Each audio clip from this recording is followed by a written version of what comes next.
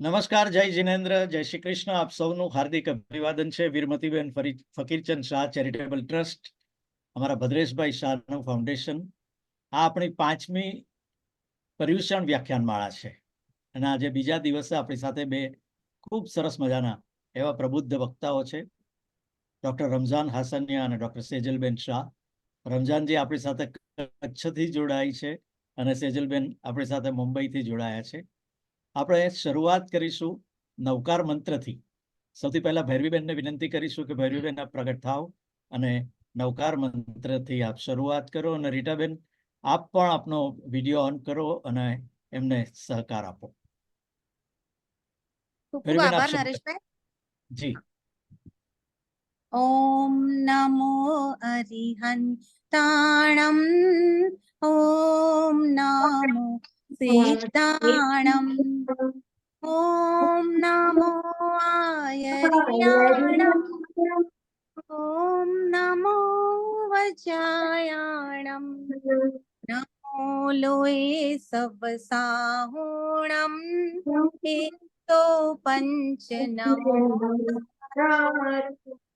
સૌવ પાવપણાસણો, મંગલાણમ ચ સવ્વેસિમ, પડમં હવૈ મંગલમ, પડમં હવૈ મંગલમ. નમસ્કાર આપ બહેનોનો, બંને બહેનોનો ખૂબ ખૂબ આભાર. અને આપણે આમંત્રણ આપીશું શ્રી ભદ્રેશભાઈ શાહને આજના દિવસના આપણા વક્તાઓ અને આપ સૌ શ્રોતાઓનો સ્વાગત કરવા માટે. ભદ્રેશભાઈ. ભૈરવીબેન, આપનો સરસ મોરના ટૌકા જેવા સુંદર અવાજથી, નવકાર મંત્રથી તમે અને રીટાબેને આજની 5મી પર્યુષણ વ્યાખ્યાનમાળા સુરત 2024ની શુભ શરૂઆત બીજા દિવસની કરાવવા બદલ આપ બંને બહેનોનો ખૂબ ખૂબ આભાર. મિત્રો, ભાઈઓ અને બહેનો, આપ સૌ જાણો છો તેમ આ સતત 5મું વર્ષ છે કે જ્યારે આપણે સુરતથી પર્યુષણ વ્યાખ્યાનમાળા યોજી રહ્યા છીએ. અમદાવાદથી 90 વર્ષથી પણ વધુ સમયથી અને મુંબઈથી 100 થી પણ વધુ સમયથી જ્યારે પર્યુષણ વ્યાખ્યાનમાળા યોજાતી હોય ત્યારે અમદાવાદની કક્ષાનું જ, અમદાવાદ જો કદાચ 80 લાખ હશે કે 85 લાખ હશે તો સુરત 80 લાખ છે. એવું શહેરમાં પર્યુષણ વ્યાખ્યાનમાળા ન હોય એ એક પ્રકારનું અજુકતી વાત હતી, એક મેણું હતું. આપણે એ ભાંગવાનો પ્રયત્ન કર્યો છે અને છેલ્લા 5 વર્ષથી આપણે સફળતાપૂર્વક આ પર્યુષણ વ્યાખ્યાનમાળાનું, કોરોના કાળથી શરૂ થયેલી આ વ્યાખ્યાનમાળા ઝૂમ ઉપર ચાલે છે. તે હજુ પણ આપણે એને ઝૂમ ઉપર જ ચલાવવાનું યથાયોગ્ય રાખ્યું છે, માન્યું છે, અને તેથી એને ઓનલાઈન જ આ પર્યુષણ વ્યાખ્યાનમાળા આપણે યોજી રહ્યા છે. ભવિષ્યમાં જ્યારે પણ અનુકૂળ સંજોગો થાય ત્યારે આપણે જરૂરથી એને ઓફલાઈન અને ઓનલાઈન બંને સાથે સાથે આ પર્યુષણ વ્યાખ્યાનમાળા જરૂરથી આપણે યોજીશું. આપ જાણો છો તેવી રીતે આ પર્યુષણ વ્યાખ્યાનમાળા આપણે દર વર્ષે પર્યુષણ પહેલાના 9 દિવસ પહેલા એની શુભ શરૂઆત કરીએ છીએ અને દરરોજ રાત્રિના 8:30 થી 9:30 પહેલું વ્યાખ્યાન અને 8:30 થી 9:30 બીજું વ્યાખ્યાન, એમ કુલ્લે 8 દિવસના 16 વ્યાખ્યાનની આપણે આયોજન કરીએ છીએ. છેલ્લા 2 વર્ષથી આપણે છેલ્લું એનું એક પ્રવચન અથવા તો છેલ્લું સત્ર આપણે એને ઓપન હાઉસનું રાખીએ છીએ અને તેમાં આપણને સ્પર્શતા પ્રશ્નો, સાંપ્રદાયિક સમસ્યાઓ અને સમાધાન એ વિષય ઉપર એક ઓપન હાઉસનું પણ આયોજન કરીએ છીએ. તે મુજબ આ વર્ષે પણ આપણે એનું આયોજન કર્યું છે. દર વર્ષે આપણો લગભગ એક ક્રમ ચાલતો આવતો હોય છે કે પહેલા વર્ષથી આપણે જે પહેલા બીજા વર્ષથી આપણી જોડે જે પ્રબુદ્ધ વિદ્વાન વક્તાઓ આપણી સાથે જોડાયા છે તેમાંના લગભગ દર વર્ષે 50% આપણે એઓની જો તૈયારી હોય તો આપણે એમને બીજી આગલી વ્યાખ્યાનમાળામાં સ્થાન આપીએ છીએ અને 50% આપણે નવા વ્યાખ્યાતાઓને ઉમેરીએ છીએ.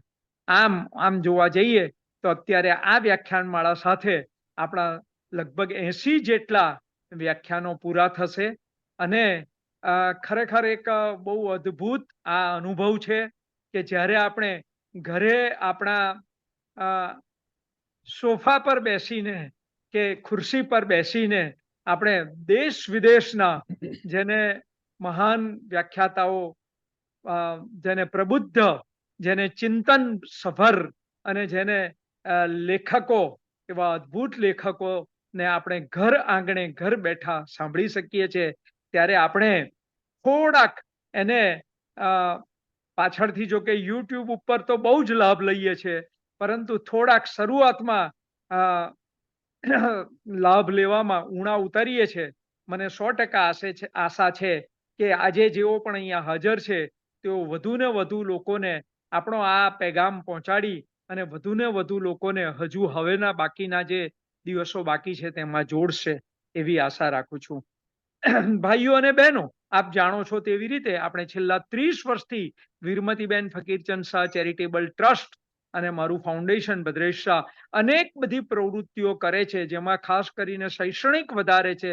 The super speaker and super cultural contest આપણે 25 વર્ષ સુધી દક્ષિણ ગુજરાતની સ્પર્ધાઓ યોજી, જે 20 થી પણ વધુ સ્પર્ધાઓ 2 મહિના સુધી પણ વધુ સમયમાં ABCD એટલે કે ખુલ્લા વિભાગ સુધીના 4 વિભાગોમાં અને લિટરેચર એટલે કે સ્પીકર થી માંડીને લિટરેચરની 10 સ્પર્ધાઓ, તો તેવી જ રીતે કલ્ચરલની વિશેષ બીજી 10 સ્પર્ધાઓ, એમ 20 સ્પર્ધાઓ યોજી અને તેવી રીતે સમગ્ર વર્ષભરમાં બીજા 5 એવા જુદા જુદા યોગા છે કે ત્યાર પછી નવરાત્રીના આપણો ઓરિજિનલ આપણી સંસ્કૃતિ છે કે ત્યાર પછી રંગોળી છે, એવા જુદા જુદા 5 અને છેલ્લે મેની અંદર શિબિર આપણે જેને સમર વેકેશન કેમ્પ કહીએ તે યોજી અને 5 પ્રવૃત્તિઓ કરીએ છીએ. છેલ્લા 5 વર્ષથી કોરોના પછી અમારી ઘણી બધી સ્પર્ધાઓ આપણે ઓનલાઈન કરી છે, એટલે એમાં સમગ્ર વિશ્વમાંથી લોકો જોડાઈ રહ્યા છે. આજે પણ આમાં શ્રોતાઓ પણ બહારના જોડાયા છે અને તેવી જ રીતે ઘણા બધા વક્તાઓ પણ બહારથી આવી રહ્યા છે. એ આપણું સદભાગ્ય છે કે આપણે હવે એક રાજ્યના કે એક શહેરના મટીને વૈશ્વિક બની ગયા છે અને તેથી જ આપણે સેજલબેનને અહીંયા સુધી દોડાવતા નથી કે નથી દોડાવતા, આપણે રમજાનભાઈને અહીંયા સુધી અને એમને ઘરે બેસાડીને આપણે એમને સાંભળીએ છીએ. મિત્રો, આટલી ટૂંકી પ્રસ્તાવના પછી આપ સર્વેનું અને ખાસ કરીને આજના પ્રબુદ્ધ વક્તાઓનું ખૂબ ઉષ્માભર્યું સ્વાગત છે, અભિવાદન છે અને વચ્ચે વચ્ચે સમય મળશે ત્યારે વાતો કરીશું. અત્યારે વધારે વાત કરવી નથી. હું વિનંતી કરીશ નરેશભાઈને કે બેન શ્રી ભૈરવીબેન, આપણા રમજાનભાઈ હસણિયા બંને કચ્છના છે, એટલે મેં ખાસ ભૈરવીબેનને આજે આમંત્ર્યા છે કે તેઓ પણ રાપરની નજીકના છે અને રમજાનભાઈ પણ રાપરની નજીકના છે. એમના આપણે ભૈરવીભાઈના હસબન્ડ હિમાંશુભાઈ પણ આપણી સાથે છે. એ એક સુરતના બહુ જ જોરદાર મોટા ગજાના બિલ્ડર અને કોન્ટ્રાક્ટર છે.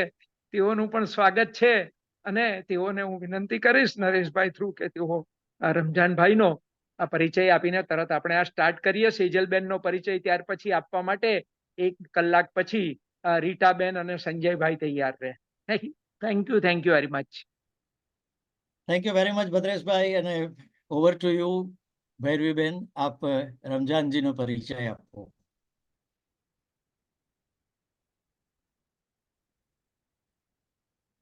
બેન, આપનું માઇક્રોફોન ઓન કરજો.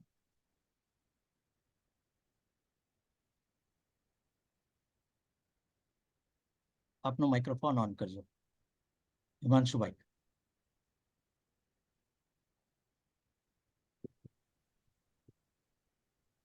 યસ, સંભળાય છે હવે નરેશભાઈ? હવે આવે છે જી. બિલકુલ.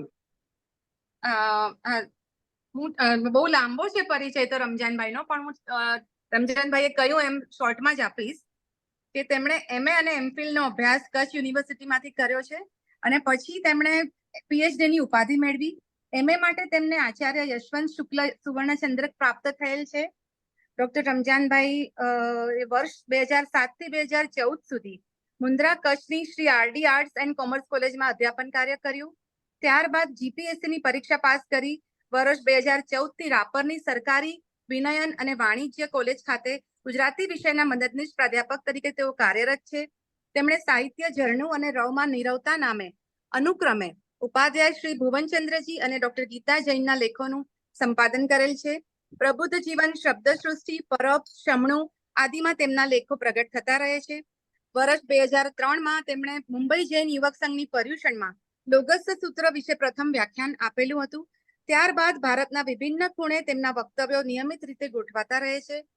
જૈન સૂત્રો, સ્તોત્રો ઉપરાંત મધ્યકાલીન સંત કવિઓની અનુભવ સિદ્ધ કવિતા તેમના રસનો વિષય છે.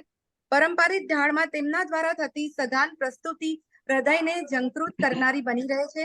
તો સાદી સરળ બાનીમાં ગૂઢ સૂત્રોના રહસ્યો ઉગાડી આપવાની તેમની શૈલી નિરાળી છે.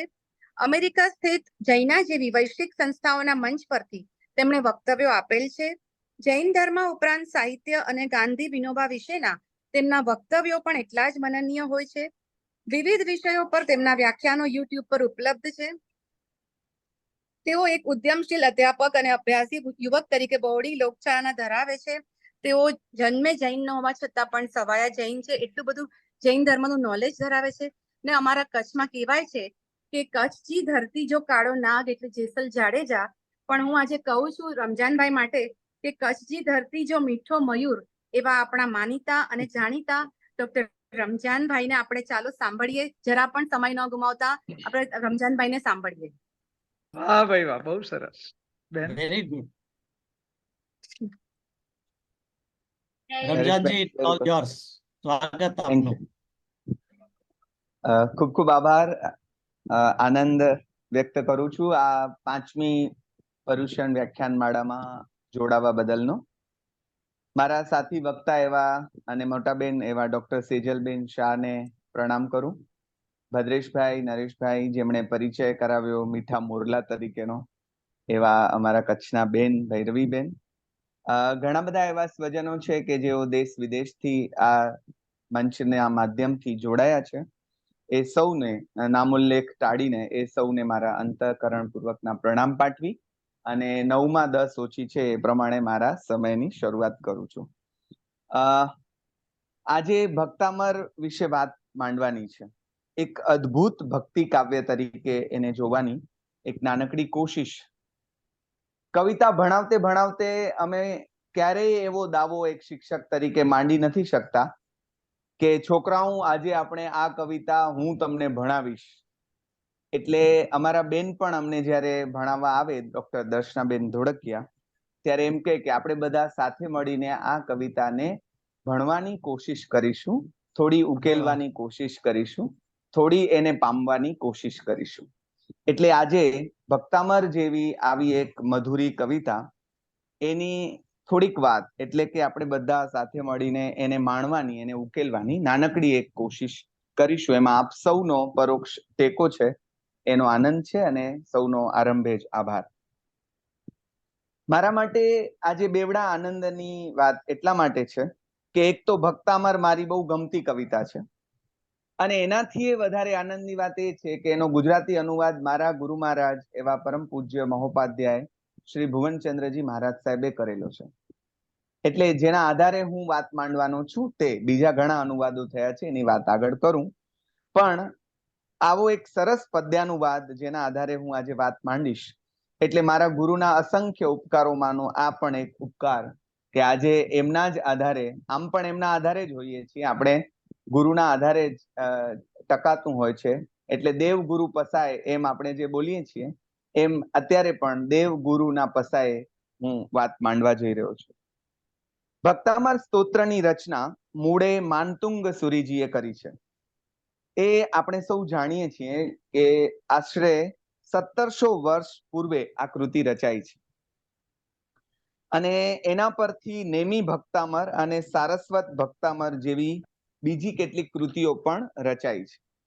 બહુ જ પ્રસિદ્ધ એવી આ રચના છે અને એટલી બધી પ્રસિદ્ધ છે કે એના ગુજરાતી, હિન્દી આદિ બીજી ઘણી ભાષાઓમાં, અંગ્રેજી સુદ્ધામાં ગદ્ય અને પદ્ય બંનેમાં એના ખૂબ બધા અનુવાદો થયા છે અને એમાંથી કેટલાક તો આપણને સહજ પ્રાપ્ય પણ છે.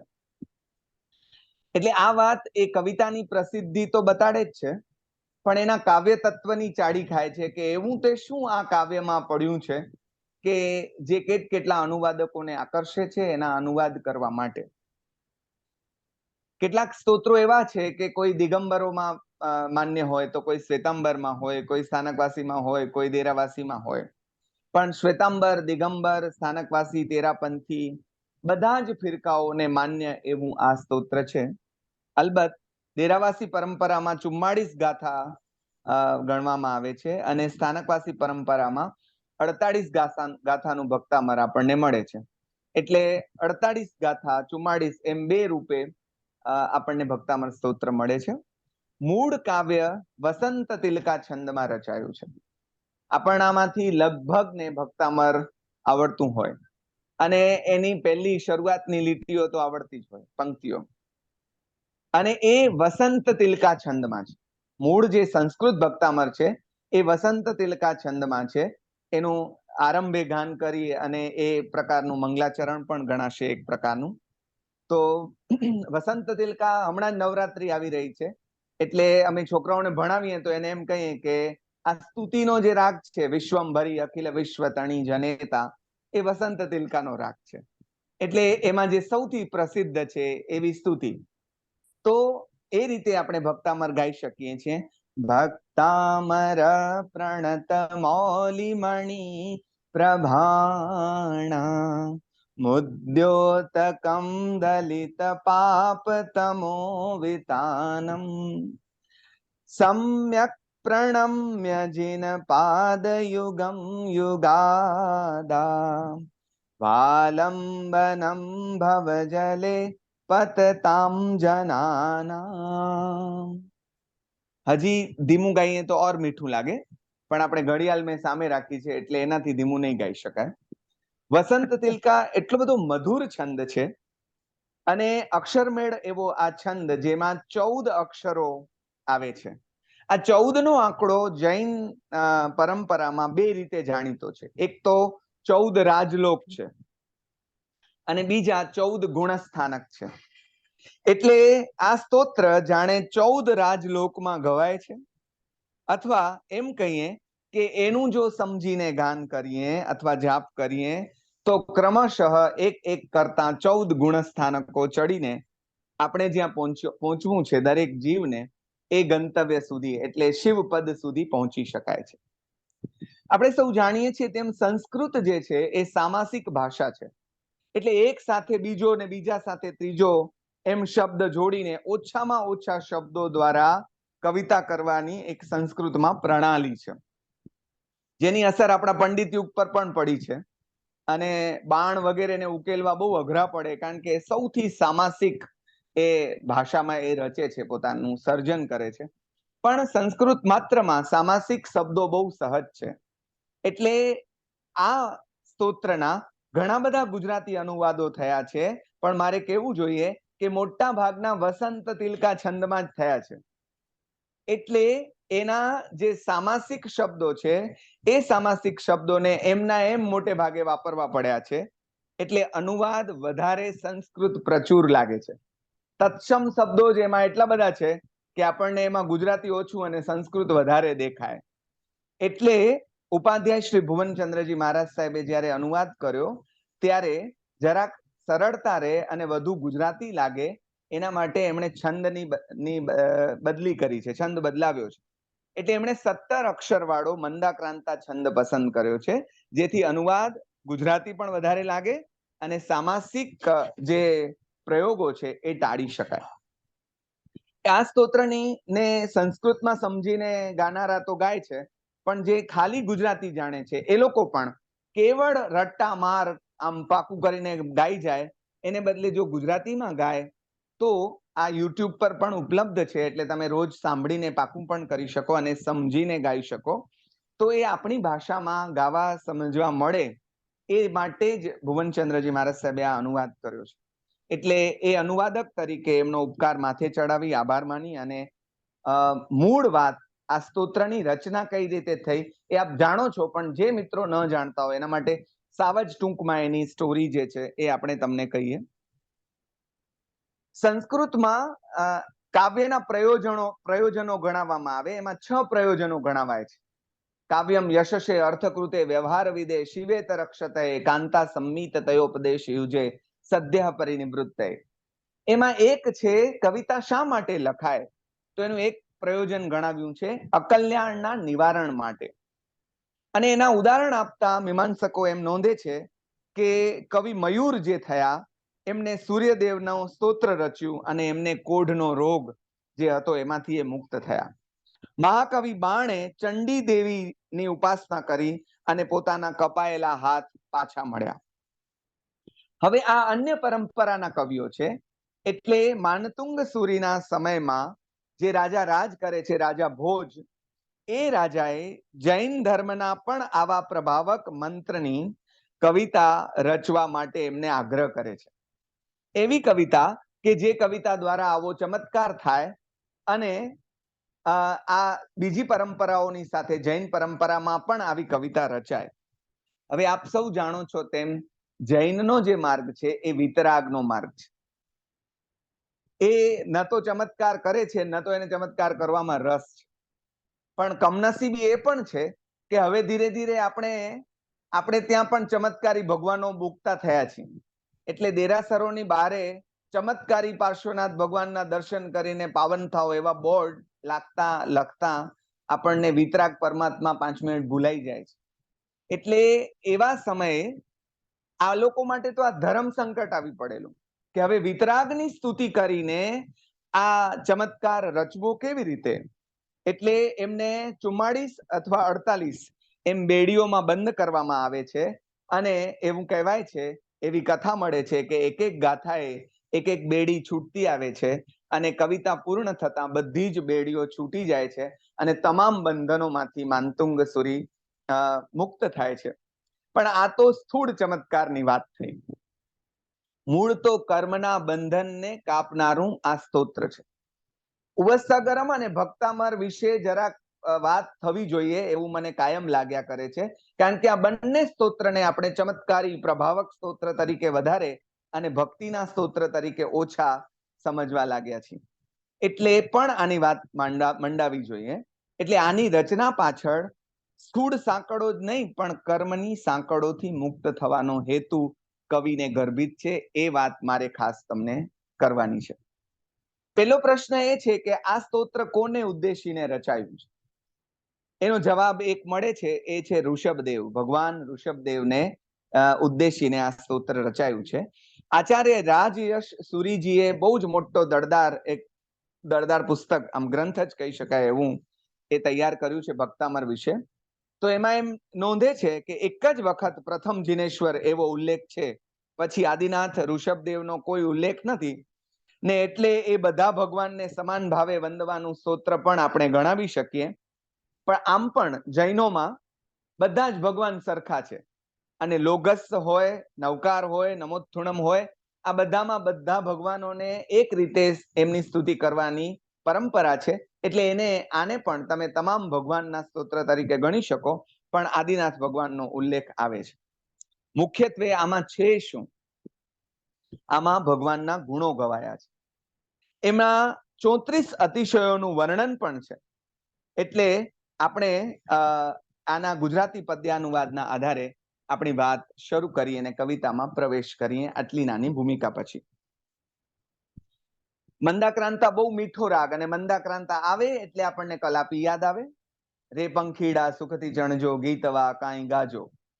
તો એનો જ ઢાળ ભક્તિ ભાવે પ્રભુ તુજ પદે દેવતાઓ નમંતા, ત્યારે કેવા તસમુઘટના રત્ન તેજે સ્ફુરંતા, ડૂબંતાને ભવ જડ થકી ઉદ્ધર્યો આદિ કાળે વંદુ એવા ઋષભ ચરણે પાપને જે હટાડે. જુઓ સામાસિક પદોનો કેવો સરળ ભાવાનુવાદ અનુવાદ. ભક્તામર પ્રણત મૌલી મણિ પ્રભાણા.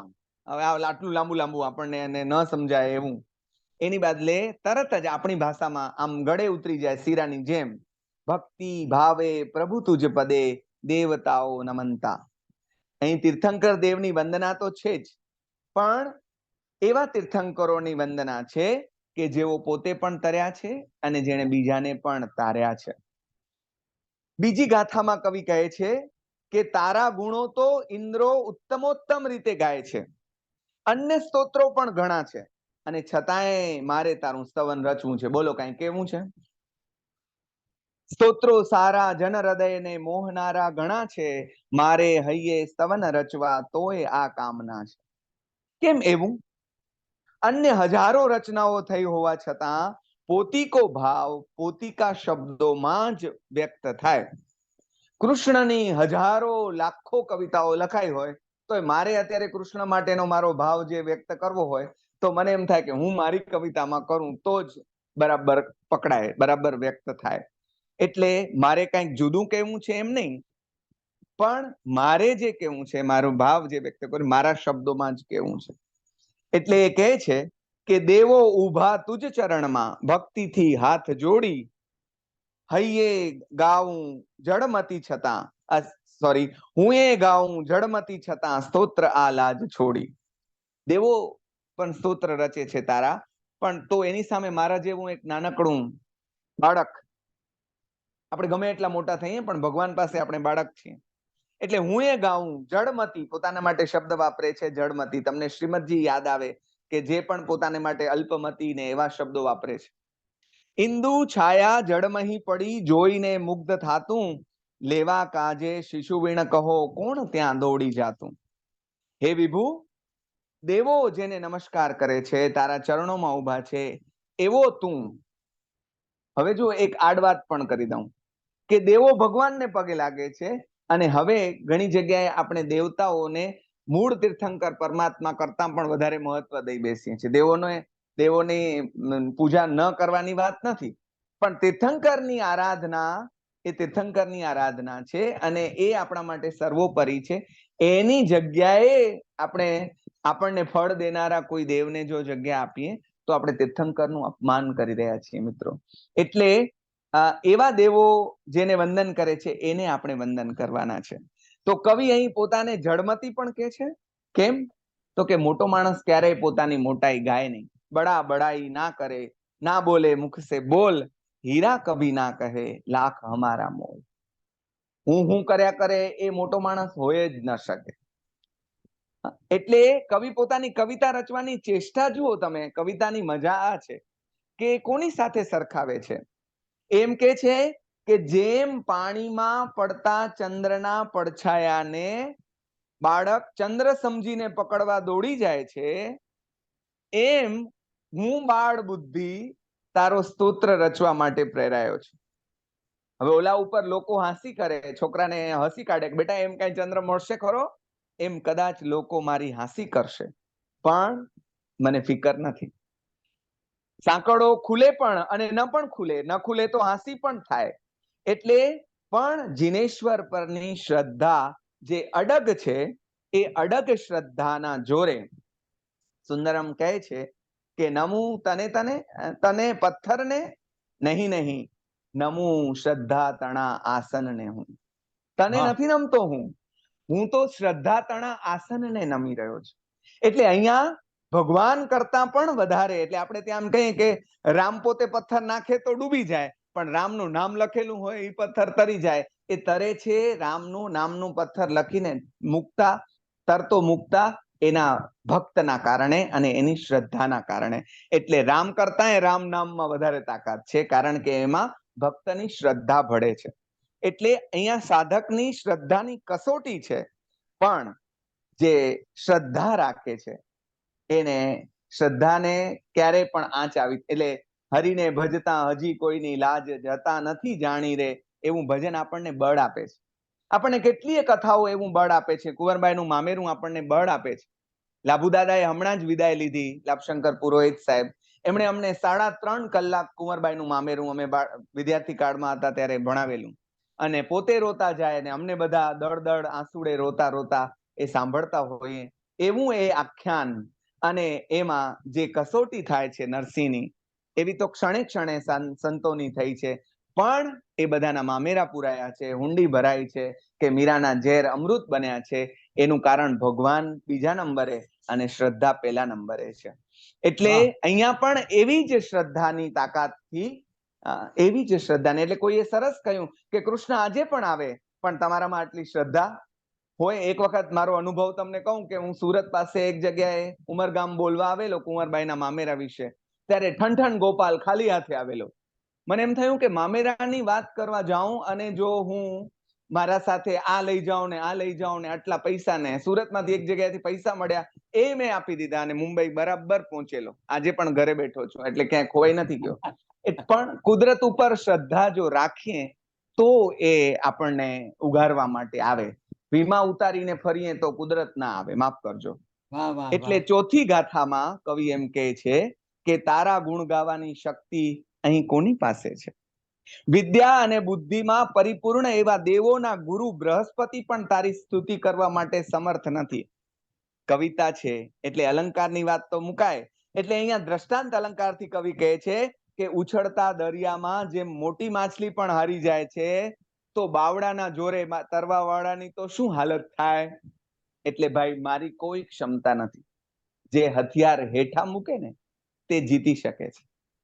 અહીંયા એમણે હથિયાર હેઠા મૂકી દીધા કે બા, અને આપણે કોની સામે હથિયાર ઉપાડીએ? વટ પડાવીએ તો કોની સામે પડાવીએ? કે જોયું કેવો સ્તોત્ર રચ્યું છે. ભગવાનની સામે આપણે વટ પડાવવા જતા હોઈએ ઘણી વાર. એટલે તારી સ્તુતિ કરવી એ પણ સરળ કામ નથી. તારા જેવું બનવું તો દુષ્કર, પણ તારી સ્તુતિ કરવી એ સરળ નથી. એટલે કવિ કહે છે શક્તિ હીણો કવન કરવા બુદ્ધિ એ અલ્પ ધારું. એક તો શક્તિ નથી, બુદ્ધિ પણ નથી, તોય ઉઠ્યો સ્તવન રચવા દેવ યોગેન્દ્ર તાર. તોય રચવું છે. કેમ?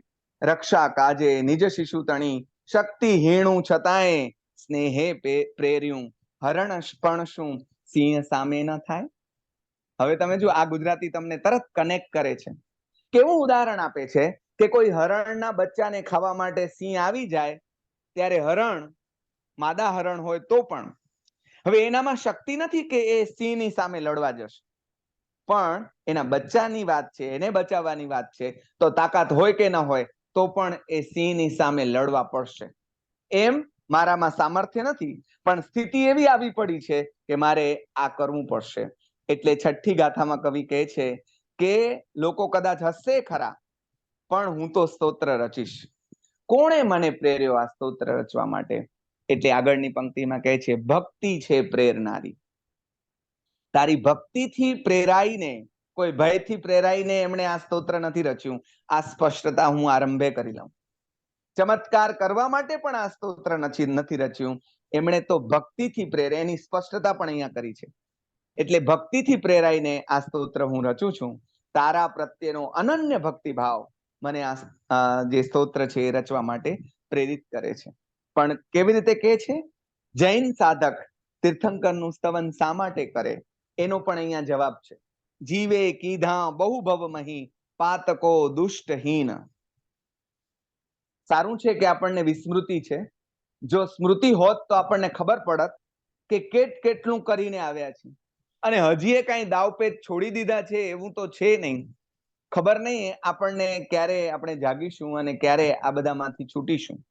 પણ થાતા સર્વે તવ સ્તવનથી એક ક્ષણાર્ધે વિલીન. તારા સ્તવનથી ક્ષણાર્ધમાં એ બધું વિલીન થઈ જાય છે. એમ એ બધામાંથી મુક્ત થવા માટે હું તારી સ્તુતિ કરી રહ્યો છું. અને ઉદાહરણ શું આપે છે? આ બહુ જાણીતું ઉદાહરણ છે કે ઘોર અંધકાર હોય પણ રવિ કિરણ આવતા જેમ અંધારું ઓગળી જાય છે. રવિનું હોવું એટલે જ અંધારાનું ન હોવું, એની ગેરહાજરી આપોઆપ.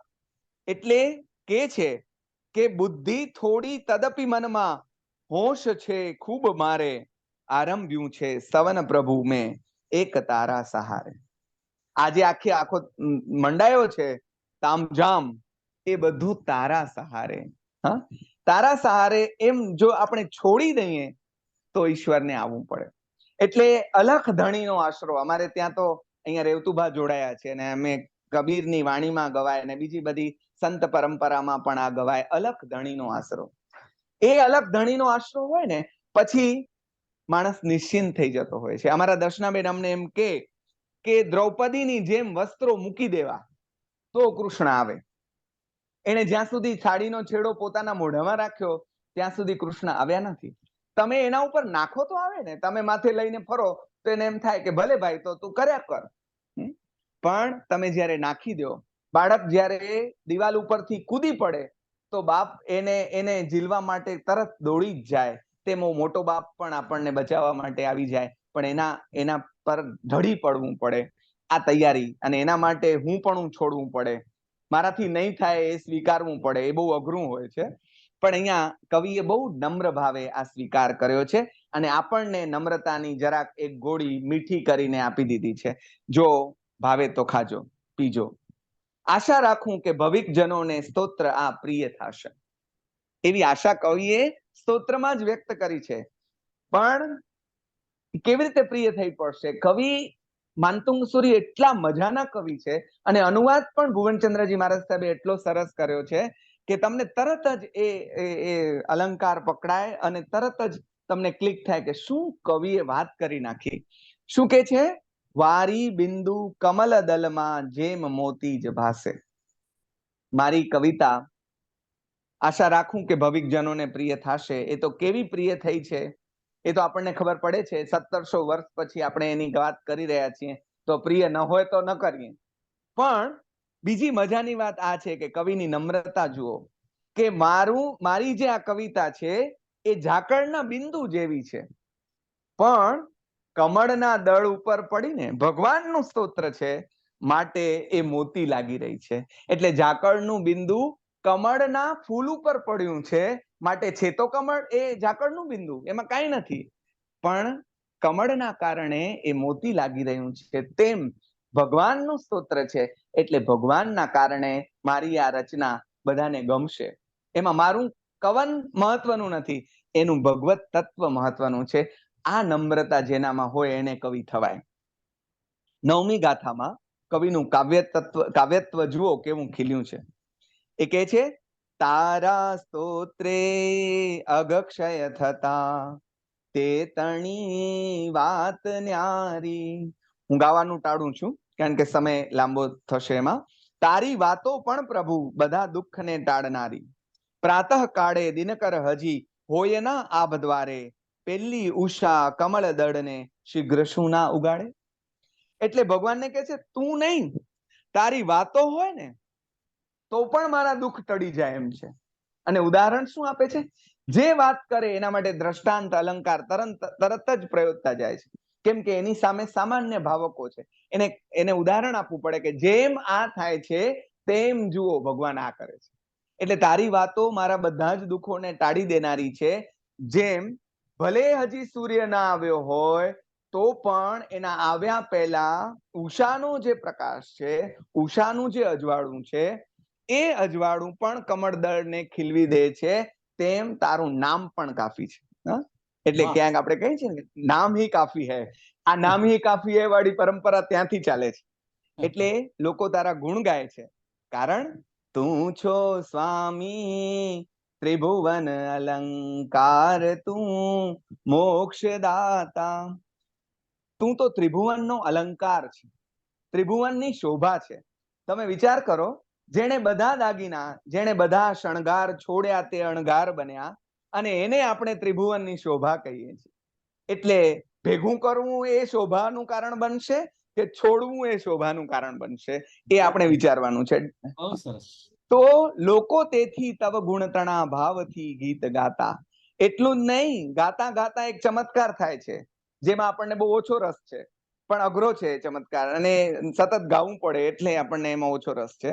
પણ નિત્ય રટણ જે કરે, ઇલિકા ભ્રમર ન્યાય આપ સૌ જાણો છો, એની વાર્તા નહીં કરું, પણ એમ જેનું નિત્ય રટણ કરીએ છીએ, એના જેમ થવાઈએ છીએ, એટલા માટે પણ તારું રટણ રોજ કરવાનું છે. પ્રભુ તારા જેવું મારે થાવું છે, માટે તારું ગીત હું ગાઉં છું. પ્રભુ તારા જેવું મારે થાવું છે, પ્રભુ તારું ગીત મારે ગાવું. મારો આ લોભ છે ભાઈ. તું કહેતો હોય તો હું ખાનગીમાં કહું છું, પણ જાહેરમાં કબૂલ કરવા તૈયાર છું કે આ મારો લોભ છે કે મારે તારા જેવું થવું છે. આ સ્વામીની મજા શું છે? જુઓ, બીજા બધા સ્વામી પણ છે જગતમાં, પણ આ સ્વામીની મજા એ છે કે બાકી બધા સ્વામી તો પોતાના નોકર બનાવીને રાખે. આ સ્વામી એવો છે જે પોતા જેવો જ માલિક તમને બનાવે છે. આને કહેવાય સાચું સ્વામી પણ. શેઠ તમને જ્યારે શેઠ બનાવે ત્યારે એ સાચો શેઠ બને. એટલે અહીંયા આ ભગવાન એવા છે. એટલે 11મી થી 34મી ગાથામાં પછી ભગવાનના બાહ્ય અને અભ્યંતર ગુણોનું વર્ણન આવે છે, પણ એ ગુણો તમને પણ ભગવાન અપાવે એવો આ સ્વામી છે, માટે ગુણ ગાવાને લાયક છે. એટલે અહીંયા 11મી ગાથામાં ભગવાનના અનુપમ રૂપની વાત છે. કેટલા સૌંદર્યવાન છે, ગમી જ જાય. અને મજા એ થાય અથવા કંટાળો એ થાય, કેવો હોય તો કહી શકાય, એ થાય કે એ ગમે પછી બીજું કાંઈ ગમે નહીં. જેને અમૃત પીધું હોય પછી એને પાણી પીવું ગમે ખરું? એટલે ઉપાધ્યાય યશો વિજયજીએ બહુ જ સરસ એક પદ લખ્યું છે, જેના વિશે આપણે આગળના વ્યાખ્યાનમાં વાત કરી છે 1-2 વર્ષ પહેલા.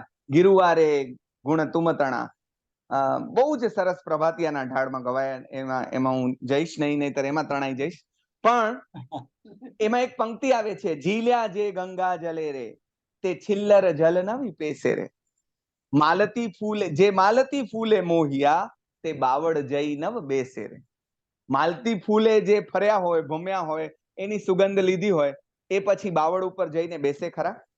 તેમ ભગવાન તું જેને મળ્યો હો, તારા ગુણથી જે આકર્ષિત થયા હોય, એને પછી બીજું કોઈ ગમતું નથી. એટલે મીઠો લાગે કંથડો ને ખારો લાગે લોક, એમ જે આનંદગંજી કહે છે, એવી તો કેટલા બધા કહે છે, મીરા પણ કહે છે ને કેટલાય કહે છે. એટલે 12મી ગાથામાં વ્યતિરેક અલંકાર, મીઠા મધુ ને મીઠા મેહુલા વાળો, એ વ્યતિરેક અલંકારમાં ભગવાનના ગુણ ગાતા કહે છે કવિ કે કેવા છો તમે? દિશે સ્વામી ત્રણ જગતમાં સર્વથી તું સવાયો, કેવા દ્રવ્યે પ્રશમમય આ દેહ તારો ઘડાયો. નક્કી માનું વિમળ અણવો એ વધારે હશે ના, તેથી વિશ્વે તુજ સમ જુઓ અન્ય કોઈ જડે ના. ભગવાનને શું કહે છે કે કેવા વિમલ અણુઓથી તમે બન્યા હશો, અને નક્કી એ એટલા બધા ઓછા હશે, એટલે કે તમારા સર્જનમાં જ બધા વપરાઈ ગયા હશે, કારણ કે એવું તો બીજું કોઈ બન્યું જ નથી, એટલે બીજું કોઈ મને દેખાતું પણ નથી. એટલે તમારી અનન્યતાનું કારણ ભગવાન, તમે અનન્ય છો, એકમાત્ર છો. કેમ? તો કે તમારા જેવું કોઈ નથી. તમને નળ દમયંતીનું આખ્યાન વાંચો પ્રેમાનંદનું, તો એમાં દમયંતીના સર્જન માટે પ્રેમાનંદ એમ કે બ્રહ્માએ તેજમાંથી દમયંતી ઘડી, અને પછી જે કાંઈ કચરો વધ્યો એની થાપલી કરીને આકાશમાં ઘા કરી તો ચંદ્ર થઈ ગયો. હવે જેના કચરામાંથી ચંદ્ર થયો હોય એ દમયંતી કેવી રૂપાળી હશે? એમ ભગવાન જેવું તો કોઈ કશું મળતું જ નથી. એટલે આ વ્યતિરેક અલંકારનો આશરો કવિ લે છે અને એના રૂપનું વર્ણન કરે છે. પણ ચારિત્ર્ય બળના વર્ણનમાં એમને વધારે રસ છે, તપ બળના વર્ણનમાં એમને વધારે રસ છે. રૂપથી આપણે પ્રભાવિત થઈએ, દમયંતી પણ થઈ છે નળના રૂપથી, પણ છેલ્લે નળ કદરૂપો થઈ ગયો છે ને એની ભાભી કહે છે કે આવા નળને તું પરણીશ? ત્યારે સાચો પ્રેમીજન એમ હોય તો એમ કે, એ જે જવાબ દમયંતી આપે છે કે કામ છે ભૂપનું નથી રૂપનું રે. તો પ્રેમ ભલે રૂપથી શરૂ થાય, પણ પછી એના ગુણો તરફ જો આકર્ષિત કરે અને એમાં જો કન્વર્ટ થાય તો એ સાચો પ્રેમ થાય. નહીતર આકર્ષણથી શરૂ થઈને આકર્ષણ પર જ વાર્તા પૂરી થાય. એટલે ભગવાન સાધનામાં કેવા અચલ છે એમાં કવિને વધારે રસ છે, જુદી જુદી રીતે. અને અત્યારે પોતાની પણ સ્થિતિ કેવી છે? ચલિત થઈ જવાય એવી છે. એટલે ભગવાનના આ ગુણને વધારે યાદ કરે છે. આપણે બધાએ પણ એમની આ સ્થિતિને વધારે યાદ કરવી પડે, કારણ કે વાતે વાતે લપસી પડતા હોય. મારા 4 કોઈ વખાણ કરે તો આપણા રામ લપસી પડે. એટલે એમ લપસી પડવાની ક્ષણો વારંવાર આવતી હોય ત્યારે ન તો એમને પ્રશંસા લપસાવે છે, ન તો એમને નિંદા લપસાવે છે. ભાઈ રે હરખને શોકની નાવે જેને હેડકી, એવા તો સાધુઓ છે, તો ભગવાન કેવા હોય? એટલે આવો ભગવાન છે. એનું અર્થઘટન કરતા એમ કે છે કે ભગવાન સન્માર્ગેથી ચલિત કરવા અપ્સરાઓ મથેલી. તમને સન્માર્ગેથી ચલિત કરવા માટે કેટલી અપ્સરાઓ મથી. સ્વામી તારે હૃદય વિકૃતિ ના જરીએ થયેલી. યોગી તારું મન ન ડગ્યું, હું ના આશ્ચર્ય માનું. તારું મન ન ડગ્યું એમાં મને આશ્ચર્ય થતું નથી. કેમ? ડોલે બીજા પ્રલય પવને મેરુનું શૃંગ સાનું. બીજા પ્રલય પવનોથી બીજા બધા શૃંગ ડોલી જાય, પણ મેરુનો શૃંગ તે કોઈ દિવસ ડોલતો હશે? એટલે મેરુ પણ ગંગા સતીએ તો એનાથી આગળ કહ્યું છે. માનતુંગ સુરી માફ કરે, પણ એણે તો એમ કહ્યું કે મેરુ તો ડગે પણ જેના મન નો ડગે, મરણે ભાંગી રે પડે બ્રહ્માંડ. મેરુ એ કદાચ ડગી જાય, પણ સાચો સંત છે એને એનું મન સહેજ પણ ચલિત થતું નથી. આપણે કેટલીય કથાઓ સાંભળીએ છીએ કે જેમાં જરાક પ્રલોભનમાં ફસકાઈ જાય. એની સામે સ્થુલીભદ્રની કથા આપણે જો શક્ય હશે તો આવતા પર્યુષણમાં કરીશું, જો ભગવાન જીવાડશે તો ઇન્શાઅલ્લાહ. પણ જે સ્થુલીભદ્ર કોષાની સામે સહેજ પણ ચલિત થયા નથી, અને એના ચારિત્ર્યનું આ તપ, જો એના સાધુઓનું આવું હોય તો ભગવાનનું કેવું હશે તમે કલ્પના કરો. જો તને ચાહનારા આવા છે, તારા માર્ગે ચાલનારા આવા છે, તો તું કેવો હોઈશ? આપણને ખબર નહીં કેમ, પણ આવું તો કોઈ દિવસ થતું નથી કે ઓ આવાની શોધમાં નીકળી પડીએ. જેમ નીકળી પડેલા વિનોબા, જેમ નીકળી પડેલા વિવેકાનંદ, એને મળે. મારી જેમ વાતો કરવા વાળાને ન મળે, નીકળી પડવા વાળાને મળે. એટલે એ રીતે શીલવંત સાધુ છે ભગવાન. ગંગા સતીએ જે કહ્યું ને, એને કોને કેમ પગે લાગવાનું છે? એને શીલવંત સાધુને વારે વારે નમીએ પાનબાઈ, જેના બદલે નહીં વ્રત માન રે. નાની નાની વાતે એના વ્રત બદલી ના જાય, કેમ કે એને દમન નથી કર્યું, શમન કર્યું. વૃત્તિઓ ઠરીને રાખ થઈ ગઈ છે, એટલે એમાંથી પછી આગ પેદા થાય કઈ રીતે? એ આપણે આ દમન અને શમન માંથી કયો માર્ગ આપણે લઈ શક્યા છીએ એ પણ જરા પૂછી લઈએ આ પર્યુષણની ને પૂર્વે. તો 16મી ગાથામાં ભગવાનના શુદ્ધ સ્વરૂપનું વર્ણન આવે છે કે ભગવાન છે કેવા. After all, how he looks like. છે કેવા ઈ બાપા? ધુમાડો ના, ધ્રુત પણ નહીં, વાટ ના, નોય દેવી, બ્રહ્માંડો સૌ જળહળ થતા, જ્યોત અદ્ભુત એવી. હવે તમે જુઓ કે દર્શન બધાનું એક સરખું છે, પછી એ જૈન સાધક હોય કે હિન્દુ સાધક હોય. સાધક ને હિન્દુ ને જૈન ને મુસલમાન ને એવું લાગતું નથી. એટલે નરસિંહ આ જ વાત કહે છે, આ જ વાત. બત્તી વેણ તેલ વેણ સૂત્ર વેણ જો વળી, અચળ ઝડકે આ સદા અનળ દીવો, નેત્ર વેણ નિરખવો, રૂપ વેણ પરખવો, વણ જીહવાય રસ સરસ પીવો. આ જ વાત, સેમ વાત. હવે માનતુંગ સુરી ક્યારે થયા અને નરસિંહ ક્યારે થયા, કઈ પરંપરામાં થયા? પણ સત્યની કોઈ પરંપરા નથી હોતી, એની એક જ પરંપરા હોય છે. સાધુઓની વેશની ભલે જુદી પરંપરા હોય, પણ દર્શનની એક જ પરંપરા છે. કાશ આપણને બધાને આ સમજાય તો આ બધા ફાંટા ફૂંટી દૂર થઈ જાય. એટલે 17મી ગાથામાં પણ પાછો વ્યતિરેક અલંકાર આવે છે. તારી જ્યોતિ જળધર થકી ના કદી આવરાય. તારી જ્યોતિ એવી છે, સૂર્યને તો વાદળાઓ ઢાંકી દે છે, પણ તારી જ્યોતિને વાદળાઓ ઢાંકી શકે એમ નથી. ભાનુ થીએ અધિક મહિમા નાથ તારો જણાય. તું તો સૂર્યથી વધારે બાપા તેજસ્વી છો. વારંવાર વ્યતિરેક હજી આવ્યા જ કરશે. હા ભાઈ, કેમ? આનું એક કારણ શું? વારંવાર વ્યતિરેક આવે છે. એનું કારણ એક જ છે કે ભગવાન શ્રેષ્ઠત્વની એક કક્ષાએ બેઠા છે કે એની સરખામણી કરવી હોય તો કોની સાથે કરવી? દમયંતીની કરવી હોય તો આપણે એમ કહીએ દમયંતીનું મુખ ચંદ્ર જેવું છે. રમજાનની કરવી હોય તો એમ થાય કે હાથી જેવો જાડો છે. પણ ભગવાનની કરવી કોની સાથે? કોની સાથે કરવી? કોઈ એના જેવું દેખાતું જ નથી. એટલે જે બિચારું અંતિમ દેખાય છે એના કરતા પણ વધારે તમે આમ છો આમ કેવું પડે. કવિ લાચાર થઈ જાય છે ભગવાનની પરમ સ્થિતિ પાસે. કવિ લાચાર છે, એની પાસે શબ્દો એને આગળના છે નહીં, એની આપવા માટે ઉદાહરણ છે નહીં. એટલે કવિ કરે શું બિચારા? માનતુંગ સુરી શું? ગણધરો પણ લાચાર છે. એટલે ગણધરોએ પણ લોગસ્સ સૂત્રમાં એમ કહ્યું, ચંદેશુ નિમ્બલયરા આઈચે સ્વયં પયા સહેરા, સાગર વર ગંભીરા સિદ્ધા સિદ્ધિમ મમદિસન. હા, તું ચંદ્રથી પણ વધારે શીતળ, તું સૂર્યથી પણ વધારે તેજસ્વી. કારણ કે એમના મન આટલું જ છે, આનાથી આગળ છે નહીં. ભગવાન આ બધાથી બિયોન્ડ છે, બિયોન્ડ છે. એટલે 18મી ગાથામાં એ જ વાત, 19મી ગાથામાં પણ એ જ વાત જુદી જુદી રીતે વ્યતિરેક અલંકારમાં આવે છે. પણ એક સરસ પંક્તિ મળી. કેવો સરસ અનુવાદ! અંધારું તો તુજ વદનની કાંતિએ દૂર કીધું. આ અંધારું જે જગતનું હતું એ તો તારા ચહેરાના તેજે જ દૂર કરી નાખ્યું. જાણે, હવે ઉત્પ્રેક્ષા આવ્યો, જાણે પેલા રવિ શશી તણું કાર્ય લૂંટી જ લીધું. બિચારા ઓલા રોતા ફરશે, કારણ કે તારા હોવાથી અંધારું દૂર થઈ ગયું. તો હવે રવિ ને શશી કરશે શું? ગરબા લેશે? કરશે શું? એટલે આ લોકો બેનું કામ પણ તારા ચહેરાએ, તારા વદને, હે ભગવાન, તમારા ચહેરાએ, શ્રી ચહેરો છે એમનો, તો એને લઈ લીધું છે. 20મી 21મી ગાથામાં વિતરાગ પ્રભુ જેવું સત્વ કવિ અન્ય ક્યાંય જોતા નથી. અન્ય દેવો આંખ આંજી શકે, પણ એવી કાચ જેવી ચમક એમાં છે. માટે રત્નોનો ઝગમગાટ ક્યાંથી લાવે? વાહ! રત્ન અને કાચમાં ફરક છે.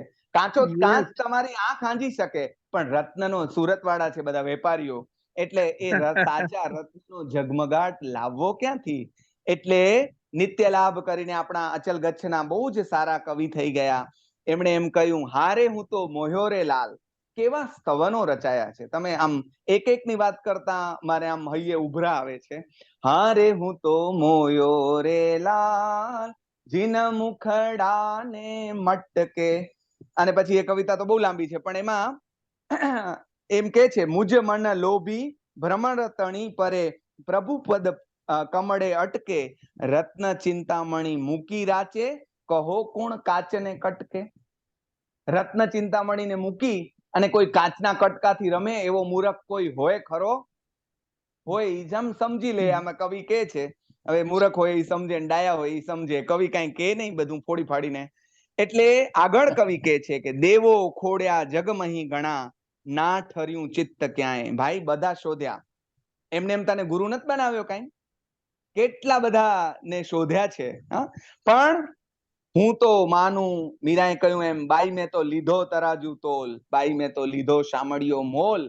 એમ કાંઈ એમને એમ ગુરુ નથી કરી લીધા, સમજી વિચારીને ઓળખીને કર્યા છે. હું તો માનું જીનવર ભલે, જોઈ લીધા બધાએ, લાધ્યું તારું દર્શન પ્રભુ, તો હવે કોઈ કાળે બીજે ક્યાંય રસિક મનડું કેમ સંતોષ ધારે. તને તું મળ્યો એટલે હવે કોઈ મારા મનમાં બેસશે નહીં. તુમ સમ ખોજ્યો દેવ ખલક મેં, પાયો નહીં કબ હું, ઓ જીન તેરે ચરણ કી શરણ ગ્રહું. વળી ઉપાધ્યાય યશોવિજયજી યાદ આવી જશે. 22મી ગાથામાં આવા વિભુને જન્મદાત્રી જે છે, એની જે જન્મ દેનારી માતા છે, એની વંદના કરાઈ છે. કેમ એની પ્રશંસા કરાઈ છે? જનેતાની પ્રશંસા કરવાની પણ આપણે ત્યાં ધન ધન જનની તેની રે નરસિંહ ની કવિતામાં આવે છે, વૈષ્ણવજનમાં. સકળ લોકમાં સૌને વંદે, નિંદા ન કરે કેની રે, વાચ કાચ મન નિશ્ચલ રાખે, ધન ધન જનની તેની રે. એમ અહીંયા કે છે, માતાઓ છે અગણિત જગે. જગતમાં કેટલી બધી માતાઓ છે. તાહરી માત ન્યારી, તારા જેવા વિરલ સુતને જન્મ જે આપનારી. તારા જેવા વિરલ પુત્રને જેને જન્મ આપ્યો છે, એવી માતાઓ તો જૂજ હોય, એને વંદન છે. અને 23મી ગાથાના અંતે એમ કે છે કે સાચું તારું દર્શન લહે, મૃત્યુને તેહ જીતે. આ એની ફલશ્રુતિ છે કે તારું સાચું દર્શન પામે ને, એ મૃત્યુને જીતી જાય. એ છે રસ્તો શિવપદ તણો, મુક્તિના અન્ય રીતે. આ શિવપદનો માર્ગ આ છે, તારાથી શરૂ થશે અને તારી સ્થિતિએ પહોંચીને, તારી સ્થિતિએ જઈને પૂરો થશે. એટલે રમઝાન સર, સાઉન્ડ આપનું ચાલુ જ છે. દેખા સંભળાય છે? નહીં નહીં, સંભળાય છે, ચાલુ છે, પ્લીઝ. હાજી હાજી. હા, ભગવાન નો માર્ગ જે છે, સાંભળી શકતા આપને. કોણ નથી સાંભળી શકે?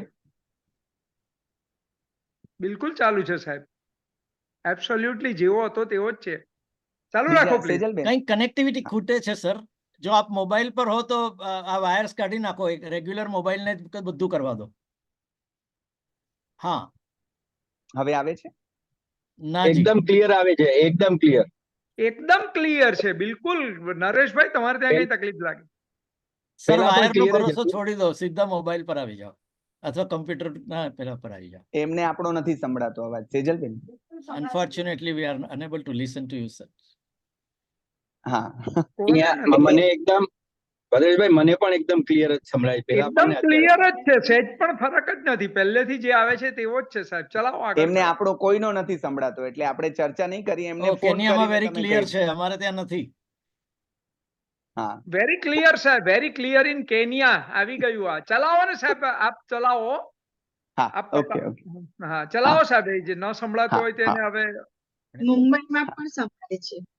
બસ thank you all, thank you all. એટલે ભગવાનના માર્ગે જે ચાલશે એને અમરત્વ પ્રાપ્ત થશે. શિવપદનો આ માર્ગ છે. તો આનંદગંજી મહારાજ ને બધાને યાદ કરીને આગળ વધીએ. સમય અડધાથી વધારે લગભગ પૂરો થવા આવ્યો છે. 24મી ગાથામાં કવિ કહે છે કે તું તો શુદ્ધ ચૈતન્યમય રૂપ છો, પણ બધા તને વિધ નામથી ઓળખે છે, તે તારી વંદના કરે છે. કોઈ તને બ્રહ્મા કહે છે, કોઈ શિવ કહે છે, કોઈ યોગેશ્વર ગણે છે, પણ સાચા સંતો જાણે છે કે આ તો તારા નામ છે. આ તો બધા તારા નામ છે. એટલે આરામ કહો, રહેમાન કહો, આનંદગંજીએ પણ કહ્યું. નરસિંહે પણ ભાજન ભેદ કહાવત નાના મૃત એમ કરીને ભગવાનનું સાચું રૂપ બતાડ્યું. પણ અહીંયા જુઓ, બીજી પરંપરાઓ સાથે જૈન દર્શનને જોડવાની વાત પણ અહીંયા આવે છે. એવી રીતે કલિકાલ સર્વજ્ઞ હેમચંદ્રાચાર્ય ની સ્તુતિઓમાં પણ આ વાત આવે છે. તેમ અહીંયા કહે છે, બોધિ તારી નિર્મળ જગે, તું જ છે બુદ્ધ સ્વામી. તારી બોધિ નિર્મળ છે એટલે તું પોતે જ બુદ્ધ છો. તું છે શંભુ સકળ જગનો પૂર્ણ કલ્યાણ કામી. શંભુ શિવનો અર્થ કલ્યાણ થાય છે. તું જ તો કલ્યાણ કામી છો. બધાની કલ્યાણની કામના કરવા વાળો કોણ છે? તો તું છો. તું છે બ્રહ્મા જીનવર ખરો, ધર્મ સૃષ્ટિ વિધાતા. જેણે ધર્મની સૃષ્ટિ રચી એવો વિધાતા એ પોતે તું જ છો. એટલે તું છે નારાયણ પણ અહો, તું હરિ વિશ્વ માતા ત્રાતા. તો જે જગતનું સંચાલન કરે છે જુદી રીતે, એવો સંચાલક વિષ્ણુ તે પણ તું છો. હવે જે રચના આવે, હવે જે પંક્તિઓ આવે છે એ બહુ જ જાણીતી. ભક્તામર જેને આવડતું હોય, અડધું કાચું પાકું આવડતું હોય એને પણ આ તો આવડતી હોય. તોભ્યમ નમઃ ત્રિભુવનાતિ હરાય નાથ, તોભ્યમ નમઃ ક્ષિતિતલામલ ભૂષણાય, તોભ્યમ નમઃ ત્રિજગત પરમેશ્વરાય, તોભ્યમ નમો જિનભવો દધિશોષણાય. વંદું છું હું જિનવર તને વિશ્વના દુઃખ હારા, વંદું છું હું જિનવર તને વિશ્વ શોભાવનારા, વંદું છું હું જિનવર તને વિશ્વના ઈશ પ્યારા, વંદું છું હું જિનવર તને પાર ઉતારનારા. એટલું મીઠું ગવાય, પણ હવે હું ભાગું, કારણ કે સંભળાવવા ન સંભળાવવામાં મારું જે કહેવાનું છે એ રહી જશે. એટલે 27મી ગાથામાં કવિતાની શૈલી બદલાય છે અને એવી મજાનું ટ્વિસ્ટ આવે છે. એ કવિ વ્યતિરેકમાંથી હવે વ્યાજસ્તુતિ અલંકાર ઉપર આવે છે. હવે વ્યાજસ્તુતિમાં શું થાય? તો એમાં વખાણ દ્વારા નિંદા અથવા નિંદા દ્વારા વખાણ એમ કરવામાં આવે. એટલે હવે ભગવાનના બહુ વખાણ કર્યા, હવે એની નિંદા કરે છે. અને નિંદા દ્વારા પ્રશંસા કેમ થાય એનું ઉત્તમ ઉદાહરણ આપણને માનતુંગ સુરી આપે છે અને ભુવનચંદ્રજી ગુજરાતીમાં આપણને કરી બતાવે છે. એટલે શું કે છે? તારા માહે સકળ ગુણ જે નાથ આવી વસ્યા છે, એમાનો એ અચરજ કશું અન્ય આધાર ક્યાં છે. તારામાં આટલા બધા ગુણો આવીને વસ્યા, પણ એમાં નવાઈ શું? બિચારા જાય ક્યાં? એનો આધાર બીજો છે કોણ? તે ત્યાં જાય. એટલે એમાં કઈ બહુ મોટી તે કમાલ કરી છે એવું નથી. અને જો શું, જો જેને રેવા જગમહી સદા સ્થાન જાજા મળે છે, જેને રહેવા માટે જગતમાં સ્થાનોના સ્થાનો છે, હજારો લાખો કરોડો અરબો ખરબો, એ દોષો તો પ્રભુ તુજ ભણી દ્રષ્ટિ ક્યાં કરે છે? એવા દોષો તારા તરફ નજરે ક્યાં નાખે છે? એ લોકો તો તને જોતાય નથી, ગણકારતાય નથી, અને એમાં તું નાપાસ એમ. તમે જુઓ કવિની મજા. તું ગુણવાન છે અને દોષહીન છે, એ વાત કહેવા માટે એમણે જે શૈલી અપનાવી તે કેવી કે જે ગુણો ક્યાંય નથી હોતા એ તારા પાસે છે. એટલે આપણે એમ કહીએ ને કે જે ક્યાંય ન હોય એવું આમ ટોપાઈ એવું તે રાખ્યું, પણ ગુણો જે ઉત્તમોત્તમ છે તે ભગવાન પાસે છે.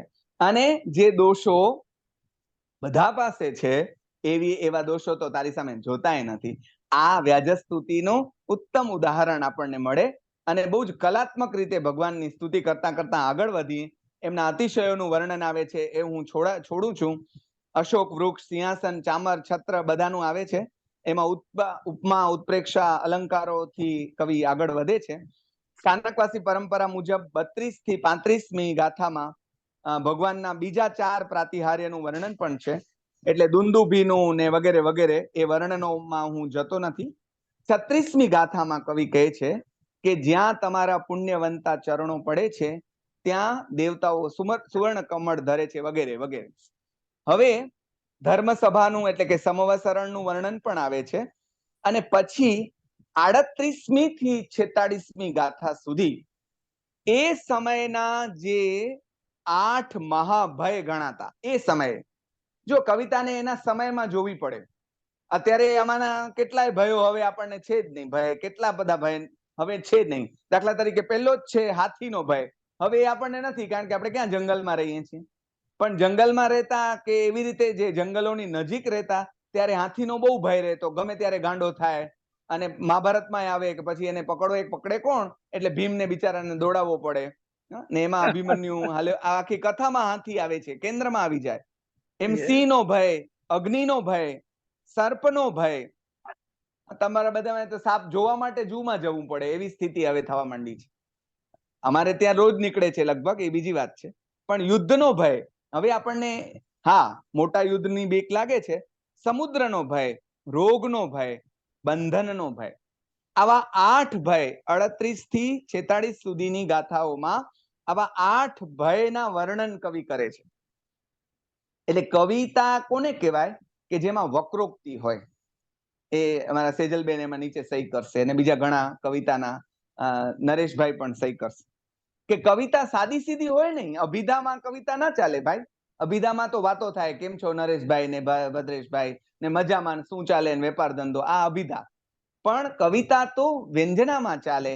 એટલે કવિએ ભગવાનને આડકતરી રીતે કહી દીધું કે આટલા આટલા ભય છે, અને એવા ભય મેં સાંભળ્યું છે કે તમારી સ્તુતિથી દૂર થાય છે. હવે કરવા કે ન કરવા એ તમારા હાથની વાત છે. મેં એવું સાંભળ્યું છે કે આવા બધા ભય તમારી સ્તુતિ કરીએ એનાથી દૂર થાય. એટલે નરસિંહ મહેતાએ પણ લગભગ જગ્યાએ આમ કીધું છે કે તું આવે કે ના આવે. હવે જયારે કુંવરબાઈ મામેરા માટે ચિંતા વ્યક્ત કરે છે ને, ત્યારે નરસિંહ મહેતા ઠંડકથી કહી દે છે કે બેટા, મામેરું ન પુરાય ને તો લાજ લક્ષ્મીનાથની જાશે, આપણા બાપની કાંઈ નહીં જાય. કેમ? તો કે આપણે એના ઉપર નાખી દીધું છે. હવે ન ભરે. મેં તો કહ્યું છે કે તું તો ભરે છે એટલે હું આવ્યો છું. હવે ન ભર તો તારું ખરાબ લાગશે. એટલે આનંદગંજી વિશે મારે એક 24 લેક્ચર લેવાના થયેલા.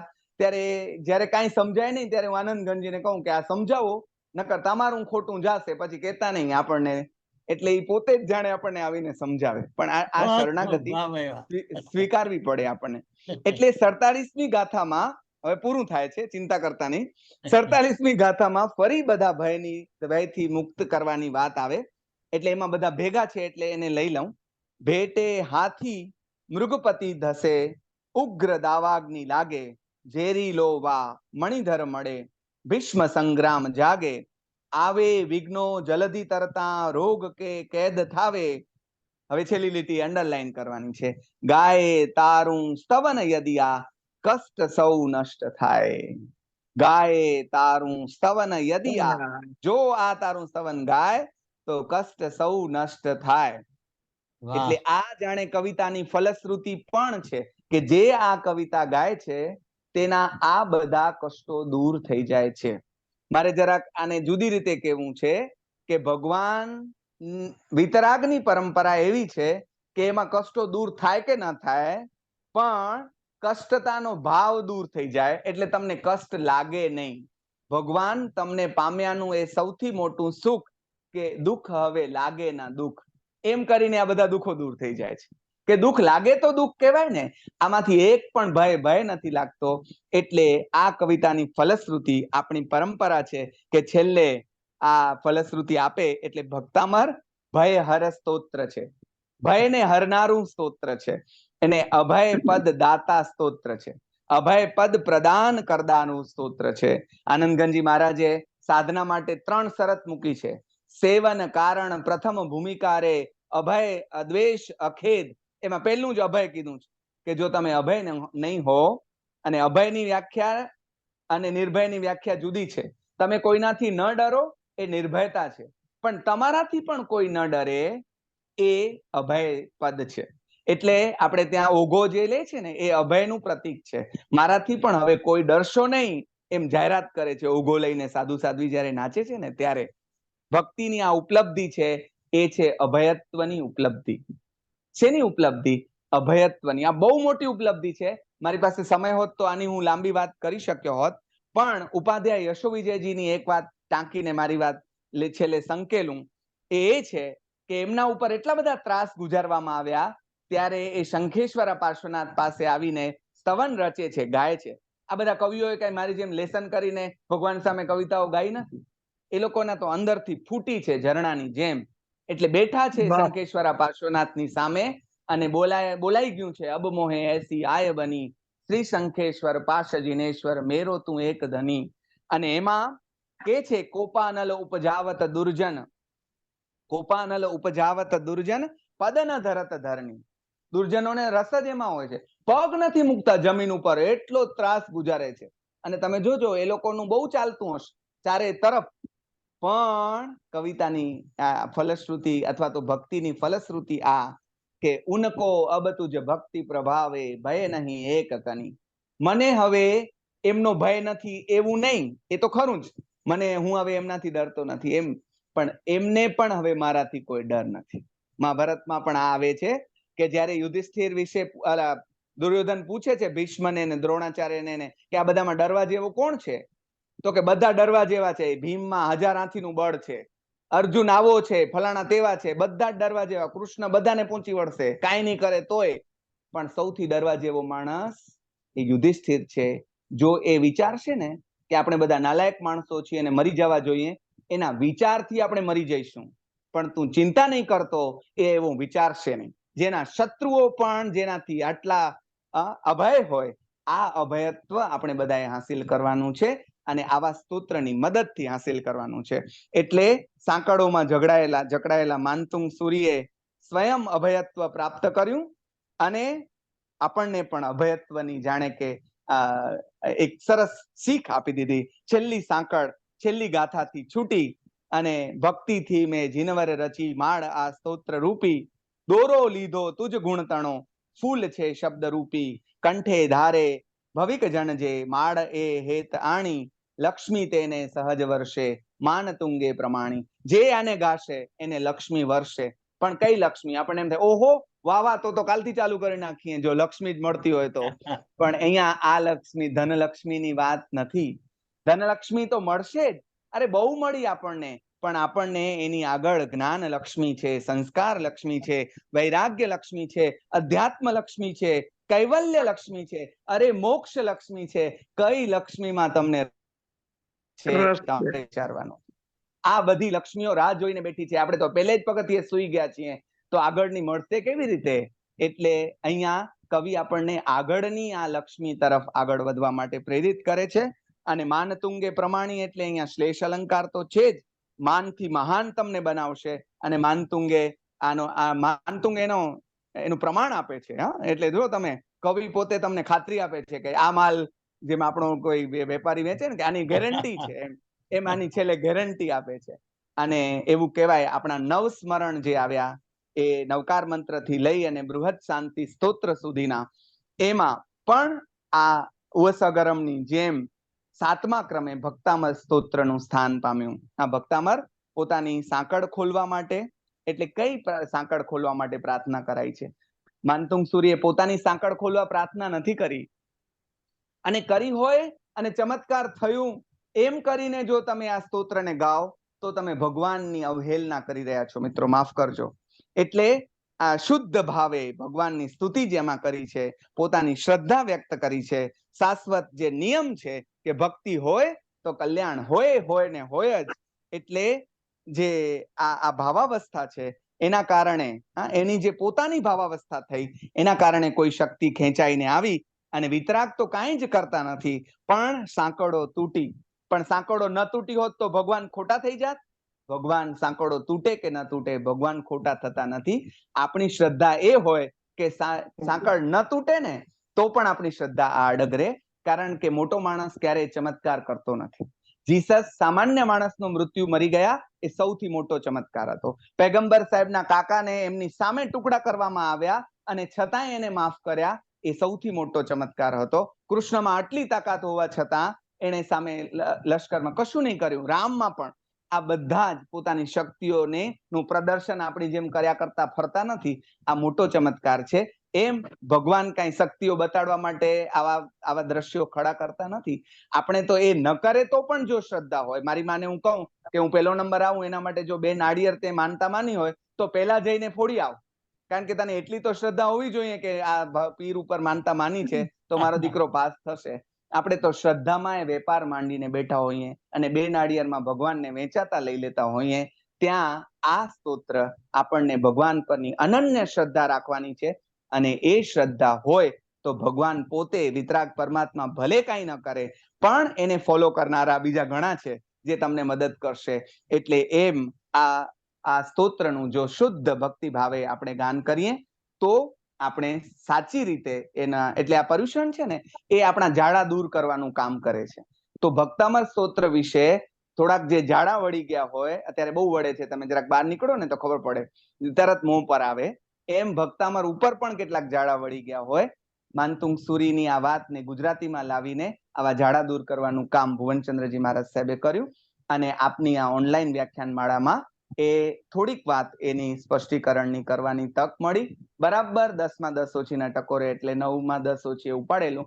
1 કલાકે આપણી વાર્તા પૂરી બહુ કરીને સરસ, આપ બહુ સૌને સરસ, પ્રણામ સુંદર. કરી અને સેજલબેનને ખો આપીને મારી વાતને અહીંયા વિરામ આપું છું. આપ સૌનો આભાર. અસ્ખલિત, બહુ જ સુંદર, વાહ વાહ વાહ. વંદે ભારત કે એનાથી આગળ બુલેટ. બહુ સરસ Ramzanbhai, it was absolutely wonderful. અને ભક્તામર સ્તોત્ર કે જે બહુ જ અઘરું છે, ભલે ઘણા બધા એને કંઠસ્થ છે ઘણા બધાને, પણ બહુ અઘરું છે.